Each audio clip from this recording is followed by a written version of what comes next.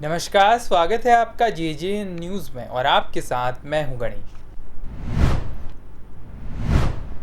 उत्तराखंड राज्य गठन के बाद से देहरादून समेत प्रदेश के विभिन्न जिलों में नदियों नालों के किनारे अवैध रूप से बसाई गई मलिन बस्तियां अब आपदा का बड़ा कारण बन रही हैं। बता दें, बाहरी राज्यों से आकर लोगों ने सरकारी भूमि पर कब्जा कर ये बस्तियां बसाई, जिससे नदी नालों के प्राकृतिक बहाव में अवरोध उत्पन्न हो रहा है।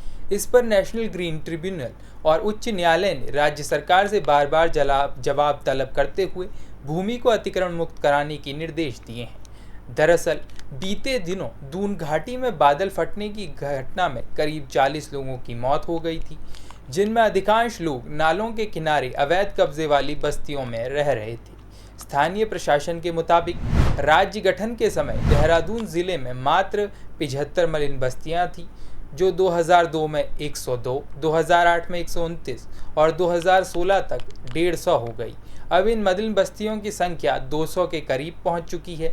इस तरह पूरे राज्य में 2016 के सर्वे के मुताबिक 582 बस्तियां थी, जो अब बढ़कर करीब 700 बताई जा रही हैं। बता दें, देहरादून शहर की रिस्पना और बिंदाल जैसी नदियों के किनारे पर कई किलोमीटर तक फ्लड जोन क्षेत्र में अवैध कब्जे हैं।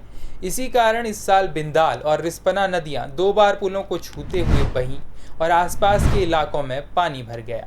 तो वहीं टोंस, जाखन, सहस्त्रधारा और तमसा नदियां भी कई बार लोगों के घरों के दरवाजों तक पहुंच चुकी हैं, जो भविष्य में बड़े जल प्रलय का संकेत दे रही हैं। इसके अलावा साल 2016 के आंकड़ों के मुताबिक राज्य में 7.71 लाख से अधिक आबादी ने 1.53 लाख से अधिक मकान सरकारी भूमि पर अवैध रूप से बनाए थे। इनमें 37% नदियों नालों के किनारे, 10% केंद्र सरकार की भूमि और इनमें 37% नदियों नालों के किनारे, 10% केंद्र सरकार की भूमि और 42% सरकारी भूमि पर कब्जे थे। अनुमान है कि अब तक इनकी संख्या 10 लाख के आसपास हो गई है। इनमें बड़ी संख्या में बिजनौर, पीलीभीत, सहारनपुर, मुजफ्फरनगर, असम, बिहार और झारखंड से आए हुए लोग हैं। वहीं रिपोर्टों में कहा गया है, रोहिंग्या और बांग्लादेशी नागरिकों के होने की भी आशंका जताई गई है। ऐसे में एनजीटी ने बिंदाल, रिस्पना, गौला, कोसी, गंगा समेत अन्य नदियों के किनारे अतिक्रमण हटाने के आदेश जारी किए हैं, लेकिन राजनीतिक दबाव और वोट बैंक की राजनीति के चलते कार्रवाई टाली जा रही है। कांग्रेस सरकार ने साल 2016 में इन बस्तियों को नियमित करने की घोषणा की थी, जिसे बाद में भाजपा सरकार ने रोक दिया था, लेकिन बस्तियों का विस्तार जारी रहा।